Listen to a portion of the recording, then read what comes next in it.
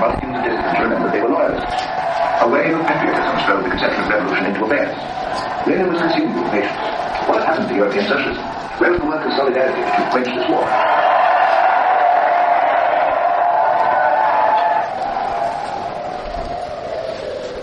The Russian army was immense.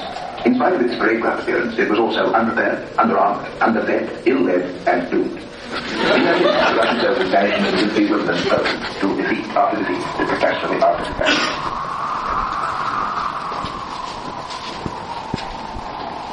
The Russians are fighting the Germans. This is the First World War, and the Russians were really unprepared. Complete incompetence on the part of the leadership. Beyond the point of toleration. The Russian mood alternated between hysteria and sardonic despair. By 1917, it was a country ripe for chaos, and Lenin was not there. Never there. What detonated the February Revolution was small enough, an industrial dispute in the future upward from Moscow. There were two revolutions in 1917, February and October. Most of the garrison of Petrograd, as the capital is now called, moved over to the west, with leaderless demonstrators who were now storming and parading the streets. This wasn't politics. The politics was economic. The February Revolution overthrew the Tsarist regime. That's the first revolution. The October Revolution was an attempt to install a new regime of communism. The second one is known as the Bolshevik Revolution, October 1917. And now the stars are. He challenged them at the end.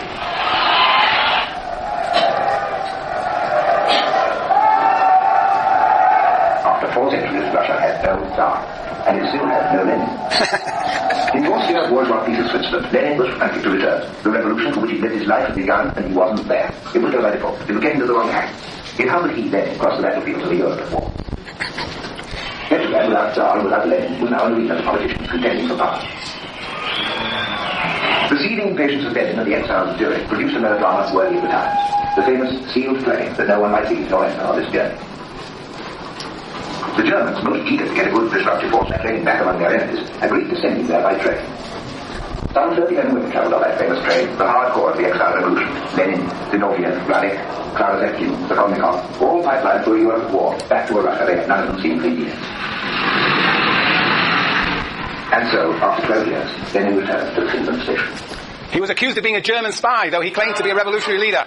The new battle was joined. The provisional government wanted order at home and victory in the war.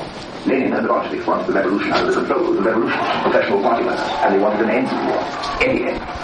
This Lenin expounded in the April thesis to the Petrograd Council Assembly. The slogan was land, rain, peace. In 1917, the two ablest Marxists in the world brought together again in guarded friendship. With the return to America, Trotsky, his task was to be to end the war. In the minds of the soldiers, it was already ended. Everywhere along the German front, the opposing armies were fraternized, grateful for any respite from this cruel campaign. Some war. Whole regiments packed up, quit, deserted. The Tsar's army defected in tens of thousands. Whatever might be said in Russia, their war was over. That much of the revolution was for them accomplished.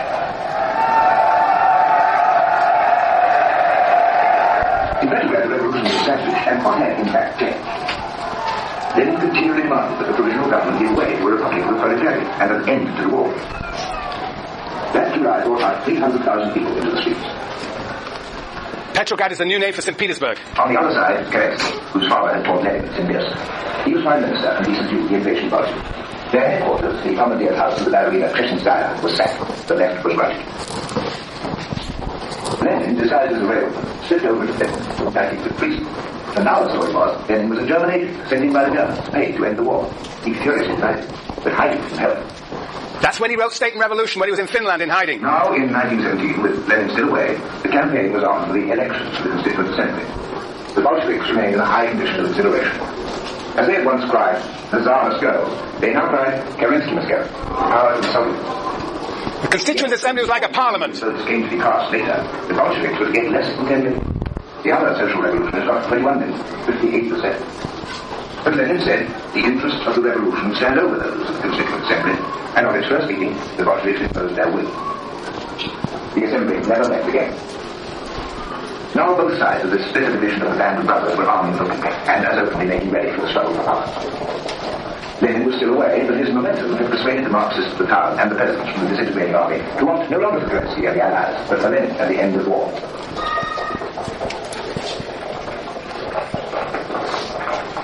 So Kerensky was the... Faced with this dilemma were fraught with uncertainties. Kerensky represented sort of liberal capitalist interests. Russian capital continued to function for the phantoms of the old regime. Right to the end, the agreeable solicitors of old St. Petersburg lingered on in their vanishing work. Lenin returned and the party's object was proclaimed, civil war. Now, in October 1917, the thing that had been a generation in gestation burst forth, the 10 days that shook the world. The cruiser Aurora was ordered out to sea and refused to go. Street by street and building by building, the Bolsheviks took over. Only the Winter Palace was holding out. The Aurora opened fire and it surrendered. And out of all this sound and fury, victory came with practically no one getting hurt. Basically, the state had capitulated to the Bolshevik side. It handed over all power to itself. For the first time, Bolshevik meant what he said in the life. In an often pedantic phrase, Vladimir Lenin told the nation, we shall now proceed to instruct the socialist form. Bob's your uncle. But only now is the real time to begin. Now, for the Bolsheviks and for Vladimir Lenin began the real time. As he dedicated the memorial to Karl Marx and Engels, Lenin knew this with a dire certainty. The bread ration was down to 2 ounces a day.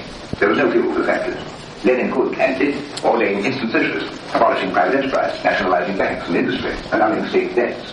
But he knew that the October victory had not abolished the forces of opposition. He foresaw one day the coming civil war. But first he had to get out of the Great War, the World War. That was Trotsky's job. And at Brest-Litovsk it was done. So the Russians surrendered to the Germans, and now they face an internal civil war. Russia has lost almost a third of her population, a quarter of her land, half her industry. The capital of Soviet Russia was moved to Moscow, miles inland, less vulnerable, less identified with the vanished corpse. Behind the Kremlin walls, Vladimir Ilyich Lenin set out seats of state authority. His personal apartments were ordinary to the point of starkness. He was, after all, used to austerity, quite careless of all possessions. Lenin at home with his wife Luskaya. The childless pair whose only offspring was an abstraction, a revolution. And a cat.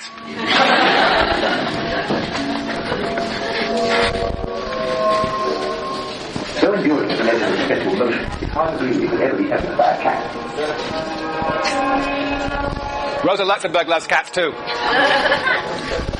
Not every Russian mayor shared this euphoria. Many would share in no revolution. On the contrary, the officials and merchants who had opposed it, they too were set to work in the job of reconstruction. And they had no choice. The Civil War was on the way.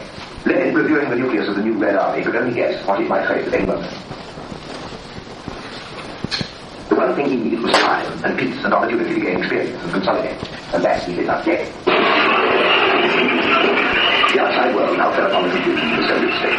The Germans marched on Ukraine and ravaged it to protect it as they loudly claimed from the revolution. The British landed their marines at Archangel, more than 10,000 in a few months. They occupied it, overthrew the local Soviets, and marched on. In the Far East, there came the Japanese, 70,000 of them, followed by 9,000 Americans. Against all this, the raw and improvised Red Army. At first, it was only about 150,000 strong. Most of them already had 3 years of Tsar's war behind them. They could have done without another. Now they had to contend with the world, it seemed, on a front of 5,000 miles. They were short of everything: uniform, guns, food. Their great hope was that they would grow with partisans along the way. Not much of a realm of freedom here.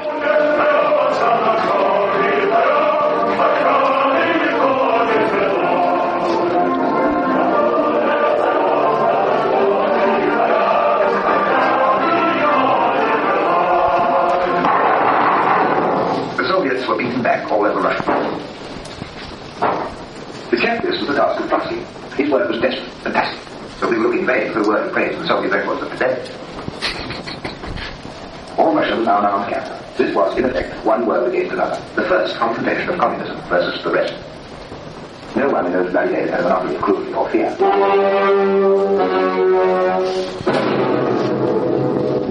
At this time, there came an act that seemed curiously incidental. On July 16, 1918, the Tsar and his family were shot dead. The dynasty of the Romanovs was wiped off the face of the earth. In any case, death was everywhere.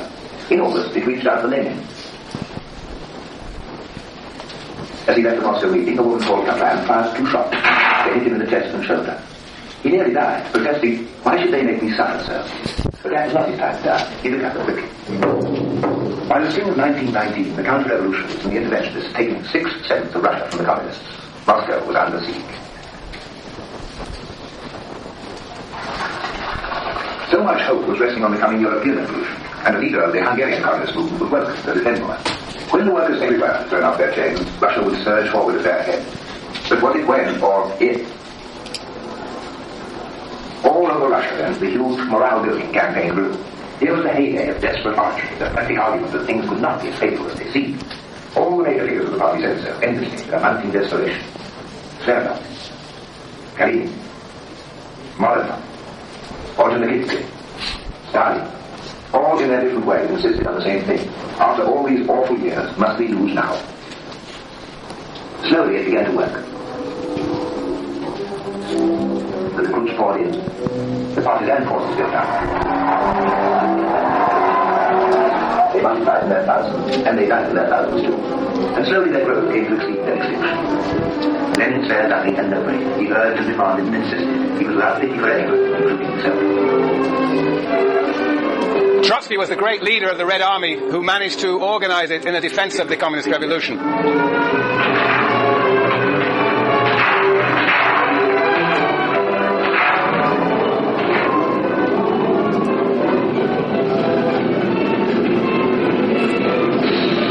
Revolution collapsed, the interventionists were dispersed, and Soviet Russia was at last, and for the first time, on its own. In those fantastic days of 1920, the sun seemed more risen at last, and the millennium was at hand. The infant experiment in the Soviet principle had taken on the giants of the world and held them, and challenged them, and beaten them. Here was the apotheosis of the career of Vladimir Ilyich Lenin, the puppet Lenin, received and jailed and exiled and declared and stowed out doctrinaire of the century's most extreme philosophy. Supreme at last. But over what? A nation torn and destroyed and almost demolished. A country reduced to scratching for existence among the debris of a fierce and brutal war. 3 years had been lost or stolen. Lenin and the Soviets had been handed back a ravaged and derelict land. Its industries beaten and broken to a standstill. Its resources reduced to rubble. The very face of the country scarred and distorted, set back a decade. The nation's communications were almost totally broken to bits in a vast country where they'd never been anchored and now destroyed. This was the problem for them. This was the first revolutionary problem, for which none of the political revelations of Marx or indeed Lenin had provided. This problem, at least, could not be solved by words, however simple, however awful. Russia was now a land of refugees, 3 million people without a roof, free from capitalism, and at the same time from everything else, defending now the socialist state linearly as desperate as they themselves.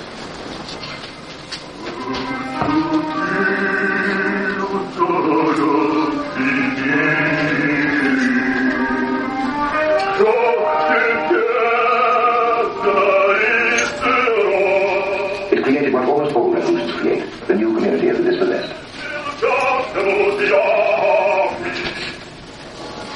The Soviet state was born to the sound of funeral orations. One by one the old comrades of the revolution were seen into the ground. The coffins were painted red. There were no priests and no prayers. Innumerable men and women were committed to the Russian earth. Lenin buried them all. Thousands upon thousands had died at the hands of those who opposed the revolution and of those who made it. There's no birth, they say, without pain. Sometimes in those ruinous days it must have seemed to Vladimir Ilyich that the price had been woefully high. There was of course time and place for symbolism, for the ceremonial laying of stones. Even revolutionary Russia placed much value on ritual. Lenin could find time to inscribe plaques and formally consecrate them to communism. But there was so much more to be done. In the military field, said Lenin, we've won a complete victory. Now we must prepare for an even more difficult victory. The nation had virtually to be rebuilt, almost from the foundations, and almost the only machine all the country had was an inheritance of the war. There may have been some ironic symbolism as a byproduct, but the only thing that worked in Russia was a captured British tank. Lenin spoke endlessly throughout it all, exhorting, insisting, demanding, asking. It may have been rhetoric. Perhaps none of the Russians had any choice. The fact is that somehow or other this terrible job was done. The broken bones of the country were knit together with nothing except hands and feet and muscles and endurance. The simple hard technology of inexhaustible manpower.